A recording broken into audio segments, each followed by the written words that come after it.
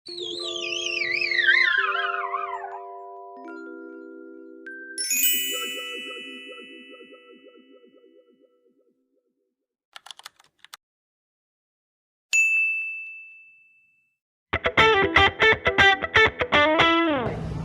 guys, welcome back to our podcast Green Generation. Aku Nala. Ini kita bakal ngobrol seru tentang sesuatu yang deket banget sama kita, tapi sering kelewat, yaitu penghijauan. Nah, buat nemenin obrolan ini kita kedatangan narasumber keren yaitu Revalina. Halo Nala. Selamat duduk. Terima kasih. Gimana ini kabarnya? Alhamdulillah aku baik. Gimana Nala? Alhamdulillah baik juga. Akhir-akhir ini sukanya ngapain aja nih Reva? Kalau aku di rumah sambil kadang-kadang freelance aja sih. Banyak waktu luang. Itu bisa nambah cuan ya. Betul banget. Udah siap belum ini buat masuk ke pembahasan utama kita hari ini tentang penghijauan? Of course. Sekarang ya.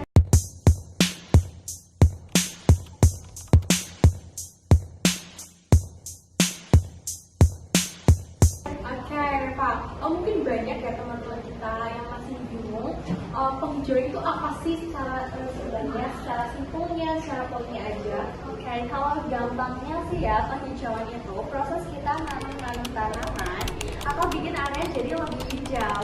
Tujuannya biar lingkungan kita lebih sehat, udara lebih bersih, dan juga alam lebih seimbang. Oke, terus kenapa sih menurut kamu hal itu penting? Banyak banget hal. Pertama, tanaman itu kan bisa menyerap polusi ya, jadi ibaratnya vakum filter alami gitu lah. Oh, jadi kayak paru-paru dunia gitu ya. Betul banget. Terus yang kedua, dengan banyaknya tanaman, resiko banjir juga lebih sedikit. Karena apa? Karena akar tanaman dan juga tanah itu bisa menyerap air dengan lebih maksimal. Nah, itu juga bisa meminimalisirkan tanah besar ya. Iya betul banget. Yang ketiga, yang keren banget, penghijauan itu bisa bantu lawan perubahan iklim.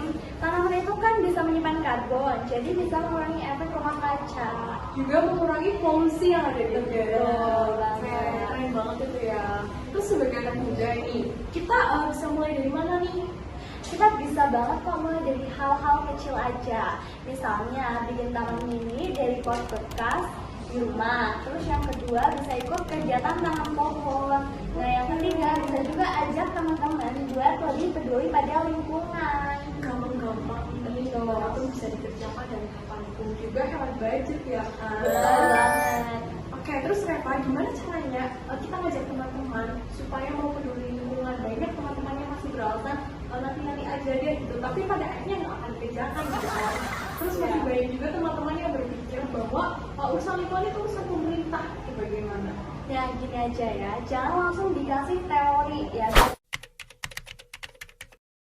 Ya biasanya tuh anak muda zaman sekarang terutama ya seumuran kita gitu kan, kalau dikasih edukasi atau dikasih teori yang berat-berat itu kan susah mencerna atau males gitu ya buat ngurusinnya. Jadi kita ajak mereka buat ngelakuin hal seru, misalnya tanam sambil nongkrong. Jadi kita sambil nongkrong, sambil ngopi, sambil ngeteh kita makan tanaman. Hal yang enggak yang orang lain berkarya. Terus yang kedua kita juga bisa bikin DIY dari barang bekas. Misalnya kita bikin tempat pensil dari botol bekas misalnya, atau hal sejenisnya gitu lah. Nah yang ketiga kita juga bisa challenge seru. Tadi kan kita di awal nomor 1 itu kita sudah tanam sambil nongkrong ya. Nah di situ kita selipkan lagi challenge seru. Kalau siapa yang tanamannya dalam waktu 1 bulan tumbuh paling sehat, paling subur, dapat hadiah gitu kan, itu menantang banget. Pokoknya bikin sesantai mungkin aja. Nah pas mereka udah senang, nanti baru pelan-pelan kita kasih tahu. Tahu nggak sih tanaman yang kita tanam itu bisa mengurangi polusi loh. Nah gitu aja, udah jadi langkah awal yang besar dan juga asik gitu. Wah, ini taktik licik ini ya. Betul. Nah, jadi pakai pendekatan kan dulu, nggak usah yang sok-sokan mau edukasi, karena nggak semua Gen Z itu mau diedukasi gitu ya. Apalagi dengan ini hadiah yang fantastis pasti mereka mau. Iya deh, percaya aja, lama-lama mereka pasti bakal ketagihan sendiri kalau udah ngelakuinnya. Nah juga gini guys, kalian kan suka nongkrong di taman sekolah yang adem kan? Atau kita juga suka kesel pas lapangan sekolah becek habis hujan. Nah dari kita nanam tanaman itu, nanam pohon itu, kita juga bisa memperbaiki sekolah yang biar lebih hijau lagi, terus bikin betah belajar juga, nggak cuma guru ya, kita juga pasti senang juga dan bisa maksudnya kita bisa punya stok yang instagramable. Iya, bisa dikonten juga dan ya biar nambah viewers, nambah followers. Juga kita bisa mempromosikan sekolah tercinta kita kepada media. Betul banget. Terakhir nih kesan buat pendengar kita tapi bingung mau mulai dari mana. Kalau untuk pesan-pesannya ya, kita bisa mulai dari lingkungan yang paling terdekat dengan kita. Nggak harus langsung besar, yang penting konsisten. Siapa tahu dari satu tanaman yang kita tanam di sekitar rumah, di sekitar sekolah, juga bisa menginspirasi seluruh warga sekolah, lingkungan sekitar, RT, RW, atau bahkan skala besar. Dunia gitu ya. Mau kita bikin konten ya.